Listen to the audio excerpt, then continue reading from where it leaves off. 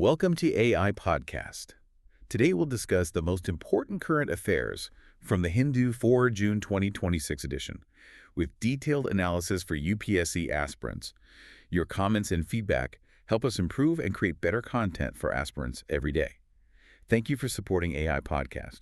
Yeah, thanks for tuning in, everyone. We've got a really a dense stack of material today. We really do. And, to kick off this deep dive, I want you to imagine something. Imagine you're an architect, right? Yeah. And you're building this massive, towering skyscraper. Okay. You're trying to lay a concrete foundation, but every time you look at the master blueprint, someone has come along with an eraser and just changed the ink. Oh, wow. Right. So you think you're looking at a concrete wall, but the paper suddenly says it's made of tin. Or you think you have a functioning plumbing system, but the schematic just points to a public fountain down the street. That sounds like a nightmare. You're basically building on an illusion. Exactly. If your foundational blueprints are constantly shifting to tell a prettier story, how do you keep the building from collapsing?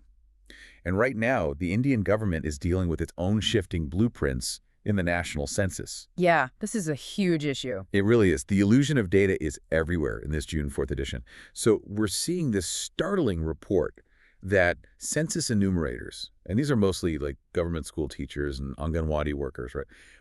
They are being actively pressured by senior officials to alter field data on the CMMS portal. Right, the census management and monitoring system. And what we're seeing here is it's really a systematic institutional effort to make the physical ground reality match these pre-existing policy brochures. Let's break down how this actually works on the ground, because the mechanism is just wild. So an enumerator from Rajasthan anonymously reported that if they enter a household as having a tin roof, their superiors will literally kick the file back. Just reject it entirely. Yeah. Reject it and explicitly tell them to change it to concrete. Or, and this is the one that really got me, if a house doesn't have a toilet and the family relies on open defecation, the enumerator is instructed to look for a public urinal down the road. Or even a neighbor's private toilet. Exactly. If one exists anywhere in the vicinity, they change the entry from open defecation to has access to a toilet. Which is, I mean, that's the exact statistical mechanism being used to support the official claim that, 5,066,068 villages are currently open defecation free. Right. It's just made up. Well, the Directorate of Census Operations is issuing these letters instructing charge officers to meticulously verify data where they see discrepancies. But, in this bureaucratic context, a discrepancy doesn't mean a mathematical error. What does it mean then? It just means the data makes the state look bad. Wow. It's literally like a student grading their own homework and just erasing the wrong answers before the teacher even sees them. That's a perfect way to put it. But if you falsify the baseline data, aren't you essentially blinding yourself as a government? Like, how can any subsequent welfare policy be effective if you don't even know who needs the help? You've hit on the core systemic failure right there. Because when data is manipulated to, manufacture a narrative of policy success, the most vulnerable citizens become entirely invisible to the state. Because on paper, they don't have a problem anymore. Exactly. Consider the mechanics of how funding allocation works. If a village is officially permanently marked in the National Census database as having concrete roofs and comprehensive indoor plumbing, no state or central funds will ever be allocated to actually build those things. Because why would you fund something that already exists? Exactly. The illusion of development completely replaces the mechanism of actual development. So the state is heavily massaging its own internal records to present this flawless blueprint. But they aren't just controlling what goes into the record. They are actively controlling what the public is allowed to pull out of it. Right, which brings us to the courts. Yes, look at the recent Delhi High Court ruling. We have this massive clash prioritizing the right to be forgotten over the fundamental principle of open justice. This is such a fascinating legal tension because the constitutional principle of open justice demands that courts are completely open to public scrutiny, meaning judgments become part of the permanent historical record. Right. But stemming from the 2017 Puttaswamy Supreme Court judgment, citizens also have a recognized right to informational privacy. So in this recent case, the Delhi High Court, under Justice Sachin Datta, ruled that simply updating an acquittal in a digital record isn't sufficient. Yeah, because search engines like Google, they can strip context in their brief text previews. So the court allowed the record itself to be obscured from public search entirely. Let me push back on this, or at least play devil's advocate for a second, because I think a lot of people listening might actually agree with the court here. Okay, let's hear it. Shouldn't an acquitted person have the right to disappear from a Google search? I mean, if I were falsely accused of a terrible crime, I really wouldn't want my name permanently tied to it online, even with the word acquitted right next to it. Because people just read the headline. Exactly. That kind of digital footprint ruins careers and lives. Isn't their personal privacy paramount? Your concern is exactly why the Puttaswamy privacy judgment exists in the first place, and it's a very, very real human issue. But the danger here lies in the mechanics of what we call incompleteness. Okay, what do you mean by incompleteness? Well, the fundamental issue isn't really about discoverability. It's about the integrity of the state's blueprint. Court records are official acts of the state. If a court acquits someone, anyone searching the public record should logically find that final exonerating decision. They should see the full story. Right. But if the record is completely scrubbed rather than prominently updated, you are fracturing the public record. You're creating a literal gap in history just to hide a search result. Oh, I see. The solution to flawed search engine algorithms should be enforced digital accuracy, like forcing platforms to reflect the acquittal, clearly not digital erasure. So we're basically erasing the bad data instead of contextualizing it.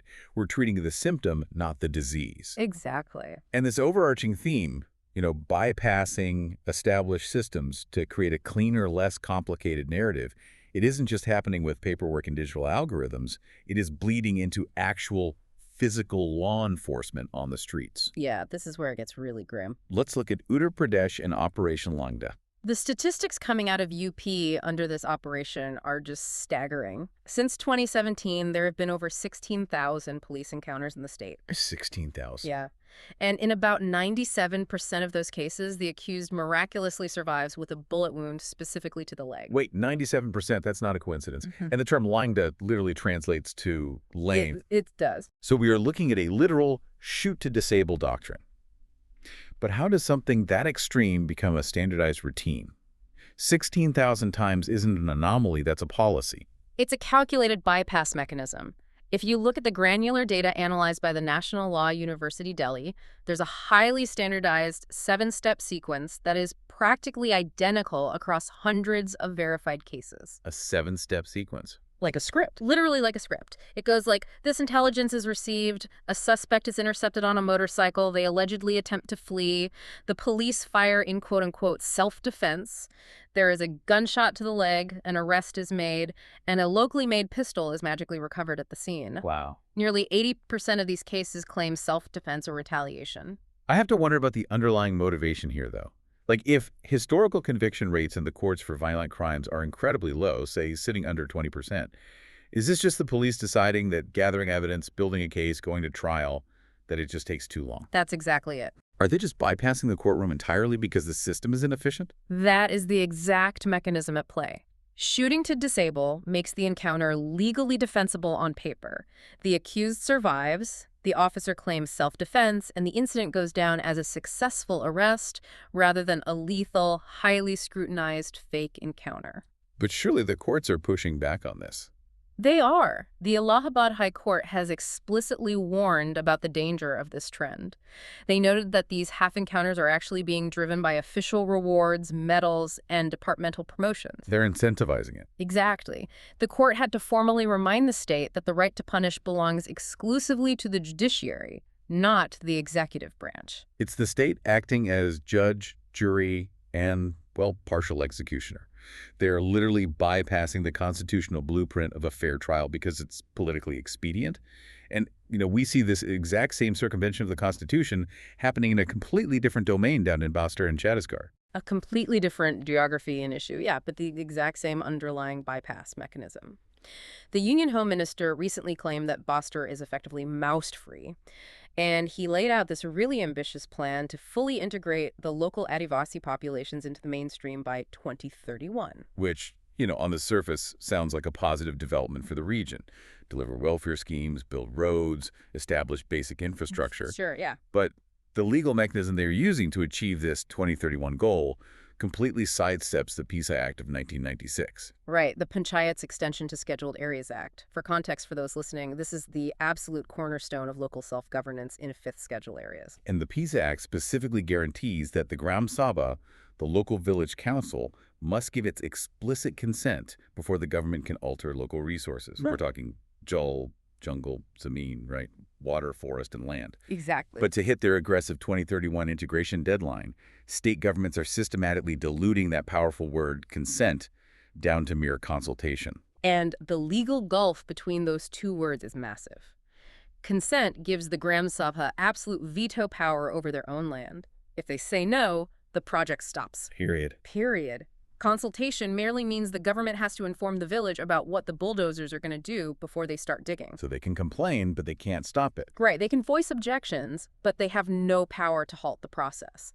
So whether it's the police in UP circumventing the sluggish courts with a bullet, or bureaucrats in Bastar circumventing the Gram Sabha with semantic loopholes, the recurring theme is identical. The state views due process as an obstacle. Exactly. The state views constitutional due process as an obstacle to be bypassed, and the result is a severe, deeply ingrained trust deficit among the citizens. And ignoring those ground realities, ignoring the actual blueprint of the land and its people, it doesn't just hurt the citizens, it completely devastates the environment. Oh, absolutely.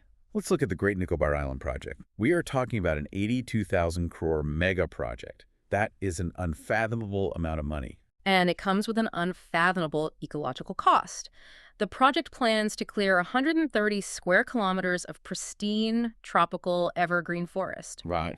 That is a massive, incredibly complex ecosystem that is entirely unique to that specific region.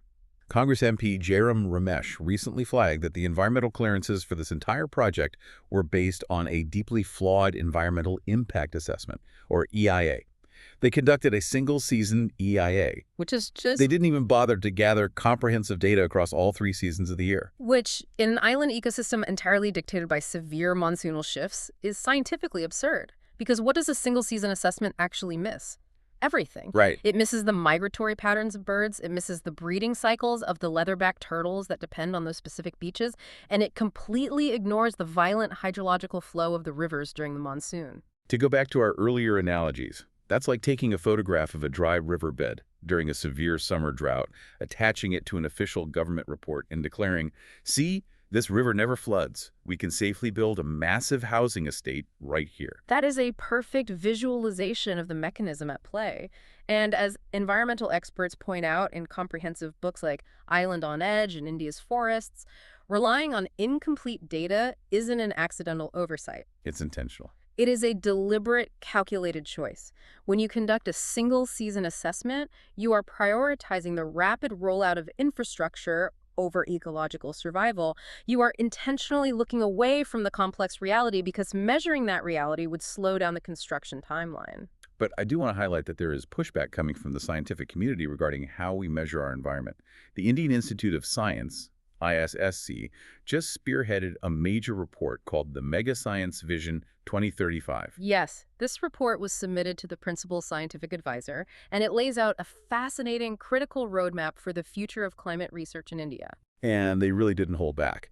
They pointed out that right now, India relies heavily on importing highly expensive foreign climate sensors. Right. But because we don't thoroughly understand the built-in algorithms and assumptions of these foreign instruments, and we often deploy them completely uncalibrated, we end up feeding blatantly incorrect data into our own national and international climate models. Well, yeah, if your sensor's underlying software is calibrated for a European temperate baseline, and you drop it into a tropical Indian rainforest without severe recalibration, your data is inherently flawed from the moment you turn it on. You're starting with a false blueprint. Exactly. You are generating a false blueprint.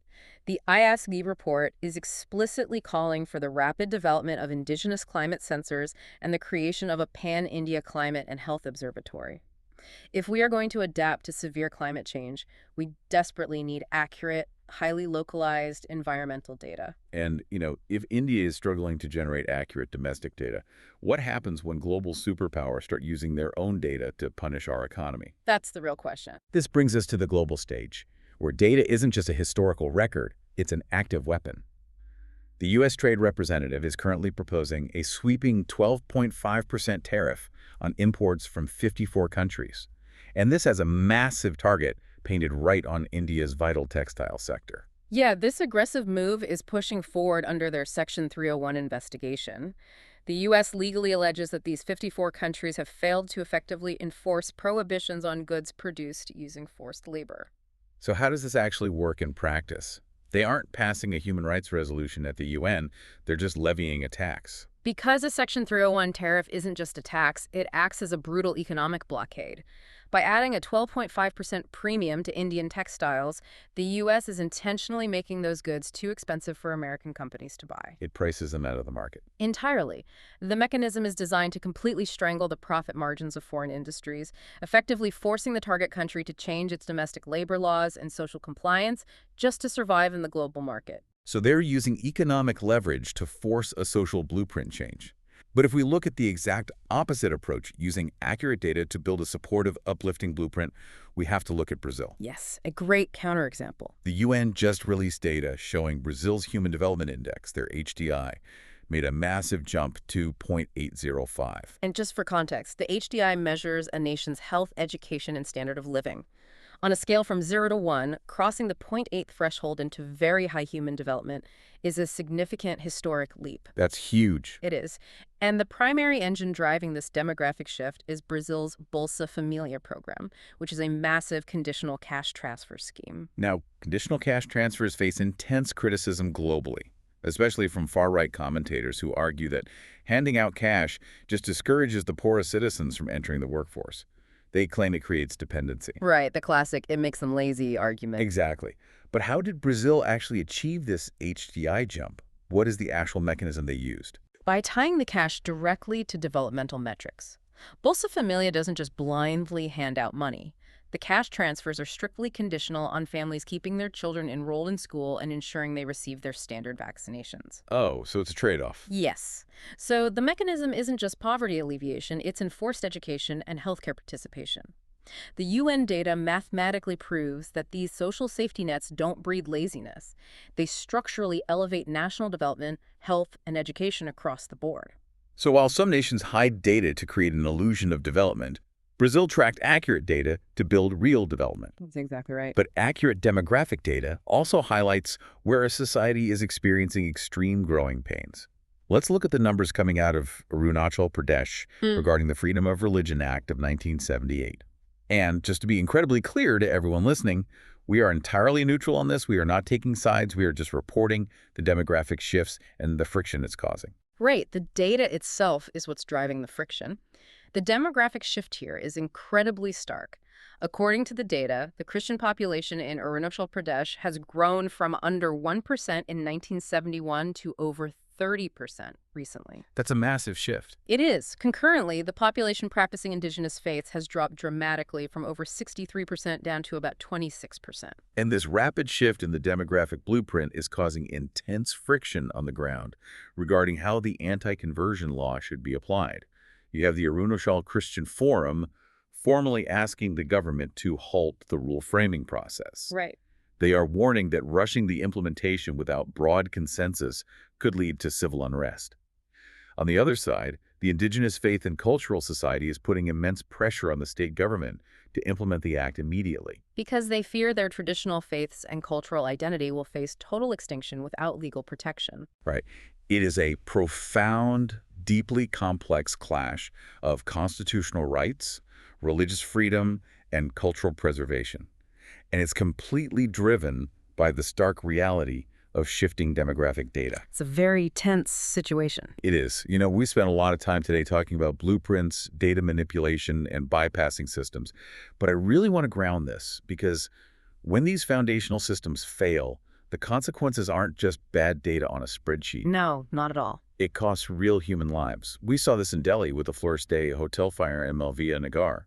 21 people, including several foreign nationals, died. And it was a completely preventable tragedy caused by ignoring the blueprint. Entirely preventable. The building was operating without any fire department clearance whatsoever. None. None. There was no firefighting infrastructure. They only had one entry and exit point, and they were operating 20 rooms when they were only approved for 6. The owners have been arrested, But the bureaucratic blueprint basically said the system was functioning, while the physical reality was a death trap. The regulatory guards were bypassed for profit, and the ultimate price was paid by the occupants. And, we see a different kind of systemic failure on the geopolitical level, too, with the tragic death of an Indian citizen during an Iranian drone strike on a Kuwait airport. Yeah, caught entirely in the crossfire of the escalating tensions in West Asia. It's a stark reminder that when global diplomatic and security systems fracture, it's everyday civilians who suffer the consequences. And on a domestic level, we are seeing the digital blueprint fail our youth.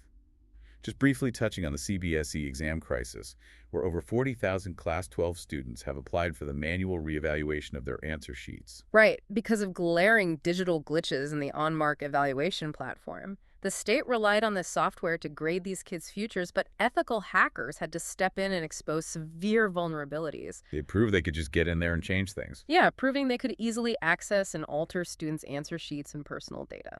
Wow.